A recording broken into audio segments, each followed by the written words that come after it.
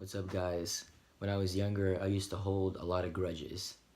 When I was a kid, I remember times when I would sit in my room and I would be holding a grudge towards people in my family. I'd be holding a grudge towards my friends, and I would hold grudges for days and days and days at a time, and it was so unhealthy. It's crazy how much unforgiveness can really affect us. Even according to scientific research, if you aren't familiar, doctors have done studies in the past several years. It's nothing new. They've done studies that when people hold grudges, when they hold unforgiveness towards other people, it actually physically affects the human body. It actually causes headaches. It can cause cancer. It can even cause tumors. Things that don't necessarily need to happen are happening because of unforgiveness and because of holding grudges and holding all this hatred and bitterness in our hearts. We think oftentimes that, well, I'm gonna get my apology, you know, whatever. I'm gonna make sure I get my apology from Joe. From you know what I'm saying? It's a waste of time. One of the things that I had to learn over the past several years is how important it is to forgive immediately. A few years ago, I was talking with a wise pastor friend of mine, Eric, really great man of God, and I was in a small group called Brigade, and one of the things I remember him saying was, when you hold unforgiveness in your heart towards someone, the only person who locks themselves in prison is yourself. Think about it. When you're holding unforgiveness, do you think the other person is struggling? Do you think the person that you're not forgiving actually cares that you don't forgive them? They don't care. They're just living happy lives, and they're feeling great, and they probably forgot about what they told you. So at the end of the day, it's like we need to do the same. It's not about holding grudges. Think about all the times that Jesus was abused and beaten, even on the cross, when they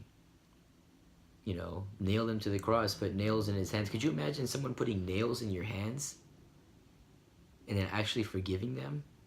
That right there is really something.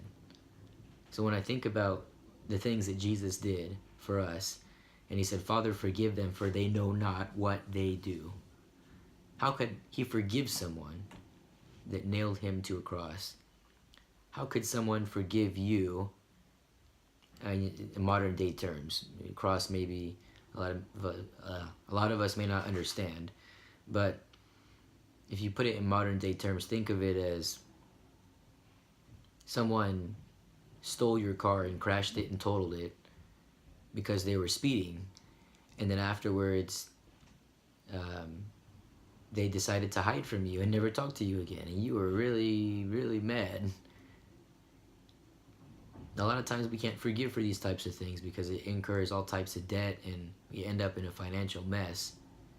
But imagine if you were in a financial mess and you were also in a physical mess too. Imagine if you were physically in pain and you were in debt. How would you like that? Would you still be able to forgive the person if you were physically in debt and spiritually in debt as well? It's not easy, I'll admit. If it was easy, everybody would be forgiving everyone. But at the end of the day, the only thing I know is forgiveness is non-negotiable. So that's one of the things we need to remember as we walk out the things that God has called us to do. We need to remember that forgiveness is not optional, and forgiveness is not a two-way street. It's a one-way street where we ourselves go down one road and say, I forgive you. I don't forgive you because you deserve it. I forgive you because Jesus forgave me, and that's it. It's not about people deserving forgiveness, because if that's our motive behind it, we'll never forgive anyone. Forgiveness has nothing to do with whether or not people deserve it. It has nothing to do with whether or not people change, but it has everything to do with what Jesus did for us, and it has everything to do with our own personal health and our own personal destiny and what God has called us to do. Unforgiveness will hinder us from the very things that God has created us for. So, with all that being said, forgive. It's not worth it. Don't hold grudges.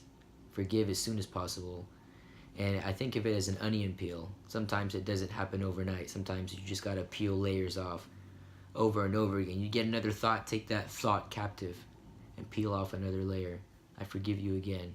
Sometimes you got to go up to the person. I forgive you again.